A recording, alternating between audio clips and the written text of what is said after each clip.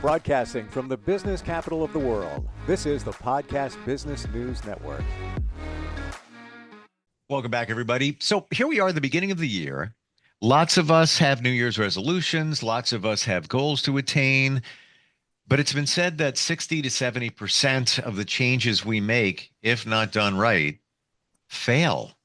I mean, it's no surprise most New Year's resolutions die on the vine, if you will. A couple of weeks in, by the first week of February, we're probably hitting that 60 to 70% failure rate. Wouldn't it be great if there was a system that could help you make those initiatives actually work and take control of your career and your goals and move your life forward? There is a system. I have found the playbook. We're going to open the playbook, and the man behind that is the founder of OpenPlaybook, Larry Dodd, joins us here on the program today. Hey, Larry, how you doing? It's Steve. I'm doing fantastic. It's good to be talking with you, and looking forward to our conversation today. Best timing ever, especially with the beginning of the year and lots of us having goals. Personally, I'll tell you, I set in place 90-day goals, and I did that about a month and a half ago. So, closing in on it soon. I'm in a part of a men's group, so we set commitments and things like that. Am I going to achieve everything on my goal list? Being honest, no. Life changes, things derail here and there. But let's go right to the basics. Describe Open Playbook. What exactly is it? So Open Playbook is a way to manage relationships, first with ourselves, to put us in a position to set better goals based upon what our strengths are.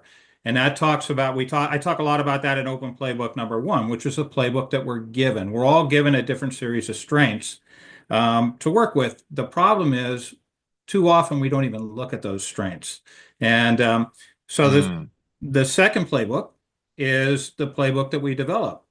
Well, if we don't know what our strengths are, those inherent strengths to build upon, how do we know we're developing the right playbook, the right goals, the right objectives for what we have to offer, which also would be the most satisfying ones? Then finally, and this really drives into the leadership aspect, both organizationally with individuals, it's a playbook we give away. Great leaders give their playbooks away. Too often, leaders don't share their playbooks. And I'm not talking just about the great big wins. I'm talking about, where'd you get your nose bloody? What did you learn? How can you mentor somebody in a way? You share your playbook. And no matter what level you're at in your career or what you're aspiring to do, somebody's looking at you and they're wondering, how did you get there? This is a way to tell them. Should you always share your playbook? I think there's always judgment involved, right? You get into a lot of issues around that, first starting with selection. If you're selecting the right people to mentor and you're making the right connections, and this is all about connection, then you share elements of your playbook that help that person move forward. But it comes down to a question of judgment of what you share, why you share it, and whether it will be beneficial. Open Playbook sounds loosely connected to football principles. Am I going in the right direction here? Well, football was my sport. I always wanted to play football. I was a little guy with glasses, so I never thought that I'd get to play. And sure enough, I got my shot and had 5 years of it, and it changed the way I thought. But if you think about football, right, we have a playbook. It tells us what to do and where to do it and why to do it and who's doing what. But that applies to just about everything in life that we do in a team environment. Whether it's the cheerleaders, right? They have different roles and different responsibilities. Whether it's other sports, whether it's drama, whether you're doing a play, you know who's doing what and why. And successful operations, successful plays result in putting the right people in the right place at the right time to do the right thing. I firmly believe in what you said before, especially about the strengths. So earlier this year, I took a strength assessment test, and there's a whole bunch of them out there. I took the Clifford strengths, and I'm on the board of the Girl Scouts, and they were doing a retreat and said, yeah, everybody take this test. Let's see where your strengths are. I didn't really put a lot of stock into it, to be honest with you. It was the night before. I'm laying in bed. I'm like, oh, yeah, I got to get this done. So, bang through on my phone, answer questions in rapid fire. Um, took about 30 minutes. But what it revealed was my surprise in that many times I tell people in my world that you're an empath. Like I have a nurse friend. Every 2 days, she has to take the day off because she's just drained. I'm like, well, you're an empath. That's why you're taking on all the energy. So I get the strengths back. Number one strength for me is communication. All right, spot on. I'll get that. I've been doing this since I was 17. All right. For sure. Number two was empath. I'm like, what is that? Hmm. I figured it. It's probably out of the 34 strengths of that assessment. It's probably going to be, I don't know, top 15, top 12, something like that. Number two. Yeah. So I looked at that. And I'm like, here again, I'm the one calling everybody else out on it, but it's the mirror. I'm the empath as well. But then I looked at that in terms of what I do as a strength, and I feel it empowers me to pick up on other people and get in their head and see what they're feeling and gauge, how we do an interview and all of that. So the strengths are important to realize what you got and how you can use it to your best advantage. Would you agree with that? I would agree 100% with that. It's funny, but I'm actually a certified Clifton Strengths trainer. Look at that. And No, so no coincidences in life, Larry. no coincidence, right? Synchronicity appears again. But so many times we focus on what's not there. And what this assessment really helped me in the same way you're talking about, because it allowed me to focus on what was there, how I build upon it. And when I look at that person in the mirror and that person looks back, I know that person now. I know that person better, not just from the assessment. So it's not like magic, but from the assessment that leads me to better questions and looking at the experiences and the work that I've done in my life, right? So when we combine all that together, now we look at the mirror and say, oh, I get that. And that was a perfect example that you just provided and how empathy shows up and that empath presents itself. And it works for me. Yeah. I will be honest. Sometimes in personal world, it's can be a curse. But it can also be, a strength. I will just pivot for a moment since you were connected to Clifford's strengths. Low on the list for me was competition, competitiveness. And I Mhm. saw that and I'm like, oh, that hurt. I mean, I didn't, I'm a team player. I really rolled that way. But I looked at that, the competition side, and again, 34 strengths, it was probably number 31 or somewhere around there. Mhm. What does that mean? I haven't really delved deep into the results. Well, so when you think about it, everybody has all 34. And they're just in a different ordering, a different permutation. Sure. And just because it appears near the bottom doesn't mean you can't do it. Because what we're really thinking about is we're measuring talent and we're thinking about a natural way of thinking, feeling, and behaving, right? And so it's how do we naturally respond? Um, if we have something near the bottom, um, the important thing is to know that we just don't go to that as easily as we might go to something else. Doesn't mean we can't go to it. And sometimes it makes us better because we have to think about when Hmm. there's the right time to go to competition in your case. Harmony for me is very low. What And is, I'm sorry, I didn't hear. harmony. Harmony? Interesting. Yeah, harmony. So for me, I have to think about, I don't think as easily about harmony, which means that sometimes I can create a lot of disharmony. And it impacts the way that I interact with myself and how I build the teams and the people around me to be more effective. And so with competition, you can do that. It just doesn't happen as naturally. That's what that's telling you. Hmm. Got to process that. You mentioned teams a lot. Is that one of the most important things in our lives and especially open playbook? I think so. I think that we become it's important who we associate with and what teams we function within, whether it's a family team, whether it's a work team, whether it's a sports team, right?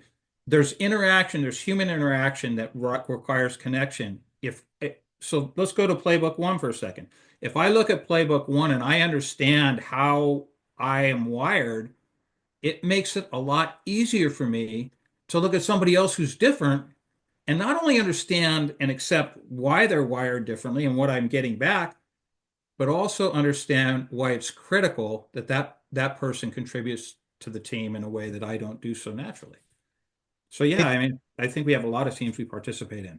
it's almost as if what I'm getting from you is you identify what your strengths are and what others are around you and call upon their strengths and look at what yours are so that you have a powerful combination. Yeah, exactly. And it gives you a way to be more effective, but it also gives you a way to realize spots that you have to pay special attention to be more effective. And it gives it provides a lens that we now have a common language. We can say that, oh yeah, I understand that better. And so conflict doesn't become such a bad word. It becomes part of a natural event in our life because we're all different. I want to get to the different types of playbooks there Mhm. are, but before we go there, Larry, how did this all begin for you? Your journey to essentially coaching people to achieve their goals. Well, I chose the wrong career for the wrong reason. Um, I wanted a sure thing that would pay me a reasonable salary that I could take care of my family. I was the first person to go to college in my family, and I chose accounting. I have no idea why I chose accounting, but I did. And before I know it, I found myself working in a big eight auditing firm, worldwide firm, and later moving into real estate. My first couple of years in real estate were great because I was doing non-traditional things. All this creative stuff that you don't associate with accountants, I was having a blast. And then the market turned. Mm. And the company said, "We need you to be an accountant again." And I went, "Oh, really?" And I started to doubt myself, Steve. I didn't believe in myself. I thought something was wrong with me. And so that led me on the path of kind of figuring out who this guy who looked back in the mirror was. And I realized there was nothing wrong with me. I just had something to offer that was unique to the finance accounting field and not traditional. So I built a career on going to places where they didn't want traditional. In fact, they wanted different. And when I came in and to drive change in an organization, how did I do it? I built teams of great accounting people because they had a strength that I didn't have. And I had something to offer them that would allow them to advance their careers. I've got some wonderful success stories back there. Wow, what an interesting story! Yeah, at first, I'm feeling you in that it probably was uncomfortable sitting with the accounting thing because it wasn't you. You Right. didn't you didn't feel fulfilled in doing Oh, it. it was And completely draining. uh, if that would be the last thing on my list of things. And I own a small business along with doing a lot of other stuff. It is the bane of my existence. I don't want to talk numbers. I don't care to talk numbers. It is just Yeah. even when I have to talk to an accountant or a bookkeeper, I'm like, I get that look a lot. I used to get it a I, lot. oh, it's just like I just do it. I don't want to deal with it. I don't want to. But of Yeah. course, you need to work with people and but for the greater good of everything. And Right. you should know what's going on behind the scenes. Basics. Can I generate an invoice? Yeah, of course I can. Do I Mhm. want to? No. But if I don't get paid. Uh, but then it's interesting how you took that training and then spun that into what was more of your passion in Yeah. terms of working with people. It's almost as if for a period there you were a an accounting team coach. I was very much so. Wow. And it I had to have great accounting people work for me, or I'd have to do the detailed accounting work. And so I enjoyed the companies I worked for. I enjoyed the people I worked with across the organization, and I enjoyed the people that were on the team because their success was really and truly my success, right? Mm. And so to develop people, it found me. I didn't find it. It found me, and I've been doing it ever since. Now we mentioned the accounting team coach. That was then. This is now. You work with everybody, right? Completely, I work completely across the organization, horizontally and vertically. So straight from the leadership on down to the person, who's in the trenches that they're trying to develop. And it's having been there, knowing what that feels like is a way for me to build a bridge to people that helps them avoid some of the missteps that I made in my career.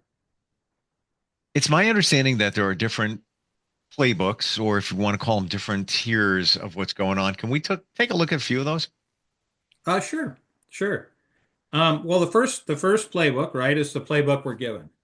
And my story is a perfect example. I chose a career without even thinking about what my playbook was, right? What did I want? I wanted an outcome.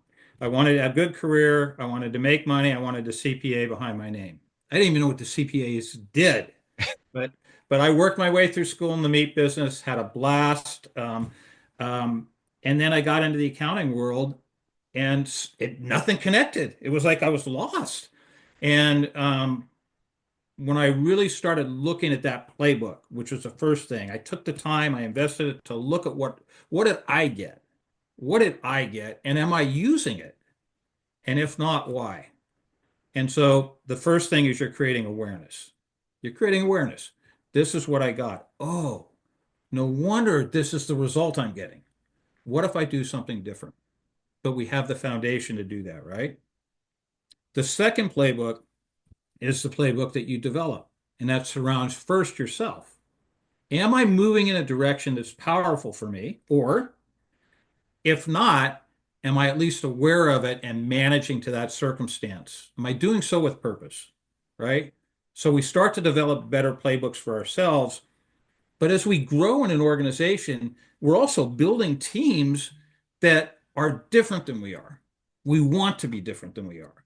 They need to be different than we are. And so we're able to see people differently and assemble better teams that are more effective. So that's as we grow into the more of a manager role, right? But as you grow into leadership, it's all about how are you sharing your story to build people? That's the playbook you give away.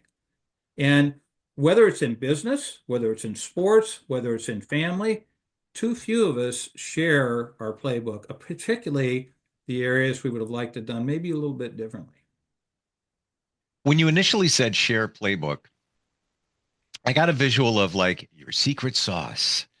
And part of me was like, well, I don't know if I want to give up what's in the vest pocket here and let Mhm. people know how I do what I do. Not that I have anything. Right. I'm going hypothetical, but that's not what we're talking about in terms of sharing the playbook, right? No. No, I mean, what if so? So if you're if as you we grow in our relationships and we see people who are looking to wherever they're starting to grow in their path to where to become at the level we're at, right? Our experience can be a wonderful light on the path that they're working with. So it's not prescriptive. It can be uncomfortable because we're having to be vulnerable. We're having to share that. And so I was a CFO in three companies. And in those three companies that I was a CFO, I immediately started building my replacement. That's me because I got better people that way. I got fantastic people that way who wanted what I had to offer, and I needed what they had to offer, right?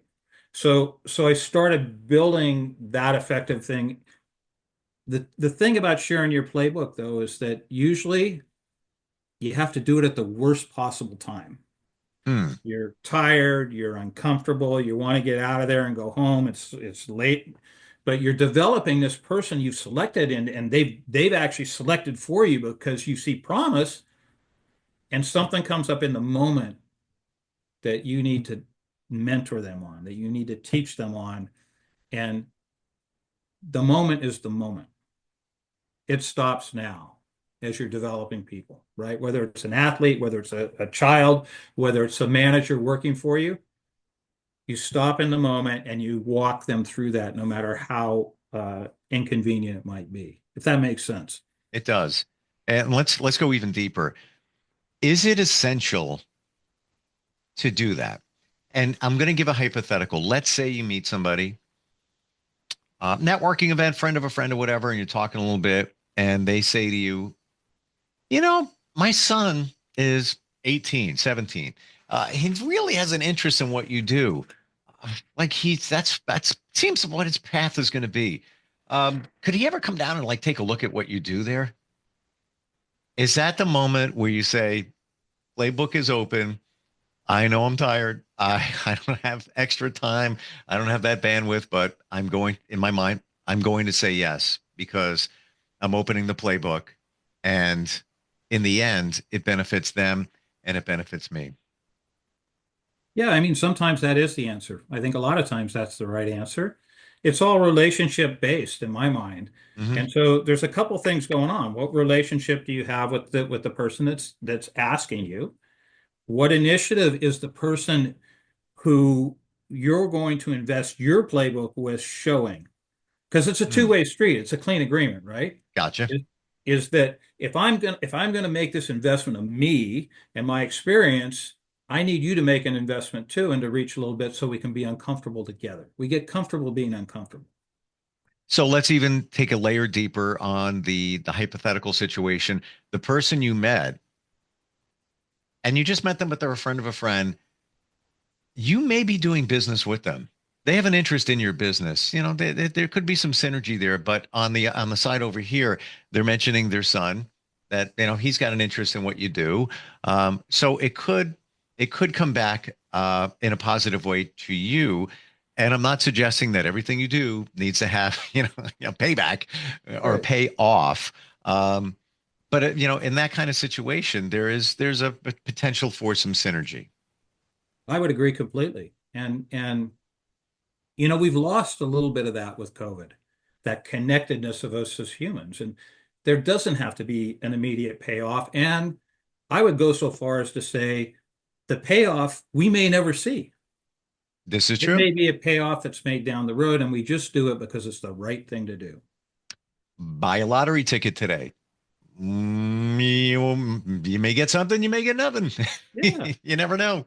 yeah. But what happens is that I think this is my opinion as a leader, as somebody who's going to lead people or inspire people, whether it's a family, whether it's an athlete, whether it's in the business world. If I'm working in that manner, I'm putting out a demeanor that attracts back the kind of people who would respond to that. Hmm. And as I do that, it brings the whole team stronger, closer together, and it builds a stronger culture.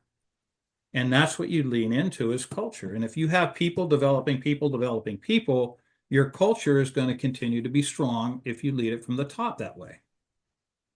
It seems to have gotten lost in terms of mentorship and all of that. And as I roll my mind back, the only reason I'm here today is one man.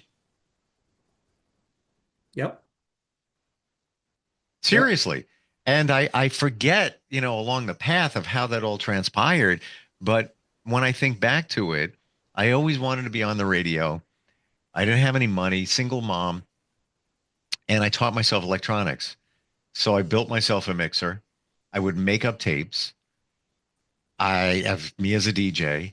I would borrow without permission my sister's turntable, so I had two to mix. And I'd walk around with a tape in my pocket. And I was interning at a cable TV station, running the camera in 11th grade. And the general manager of that cable TV station used to do a part-time radio show, and we would talk about it. He would call me Pipes. He had pipes, man. He sounded great. I didn't have any confidence. And he actually took the tape out of my pocket and submitted it for me. That's how I got my first job. Mhm. 6 months later, he was at that station. He left that station for a big one.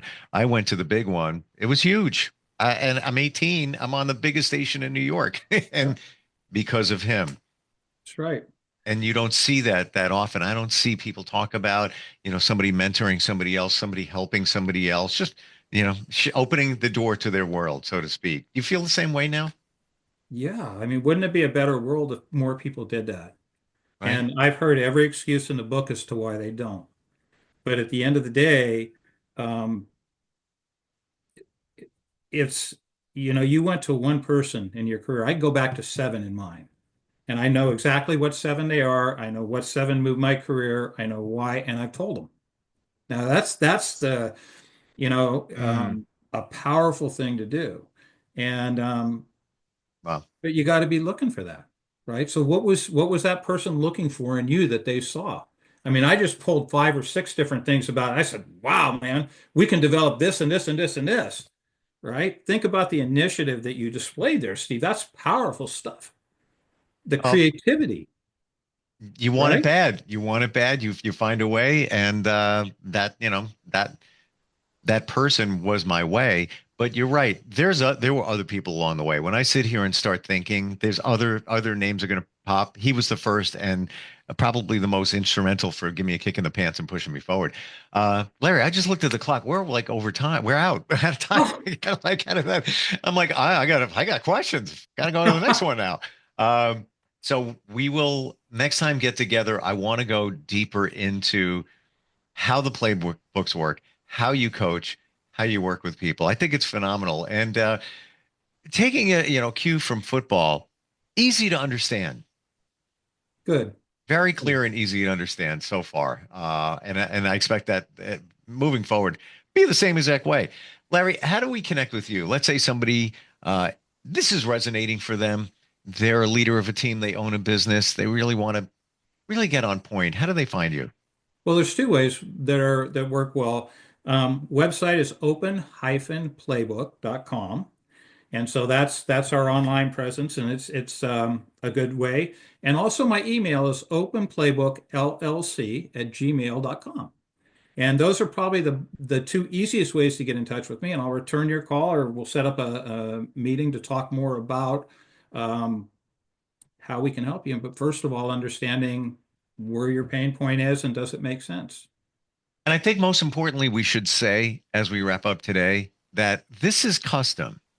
There's not a cookie cutter situation going on here. We talk about a playbook. It's not like I'm gonna grab this playbook and that. Here, you use that. No, everything is custom designed for what you're looking to achieve. Absolutely, 1,000%. In fact, as we close up, I will show you my playbook. Okay, Can you see that? I can. That's 30 years that led to Open Playbook. And I don't ask anybody to do anything I haven't done. And I don't do cookie cutter type of product. At the end of the day, we meet people where they're at. We meet organizations where they're at, help them go where they want to go, and do it in a way that builds people and doesn't tear them down. 3 words. This is exciting. Awesome. Well, I'm happy to be here, Steve. It's great to be part of this. I'm looking forward to our next conversation. I really am too. Larry, great having you on here. Really appreciate it. And we'll catch up next time. All right, Steve. Thanks. Thank you. We'll be right back.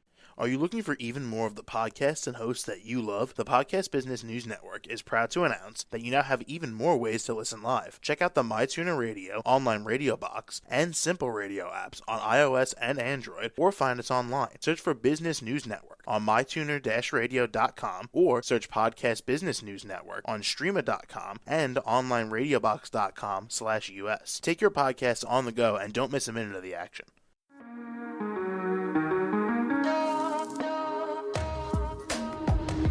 Broadcasting from the business capital of the world, this is the Podcast Business News Network. For nearly 2,000 severely injured veterans, everyday life has become filled with barriers. Day-to-day simple tasks can become pretty daunting. I have to carry my chair up 2 flights of steps or have somebody do it for me. What scares me the most is just the falling. When I'm struggling with my house, I think, to have that one great barrier just knocked down, it's crucial. Home for Our Troops is a wonderful nonprofit that builds a mortgage-free, fully adaptive, handicap-accessible house. And there's no catch. It'll be our very first home that we've ever owned. This is a game changer. This is where your life begins again. We need you to join us in completing this important mission. Please visit hfotusa.org and help build homes and rebuild lives. Because of you, everything's going to be okay.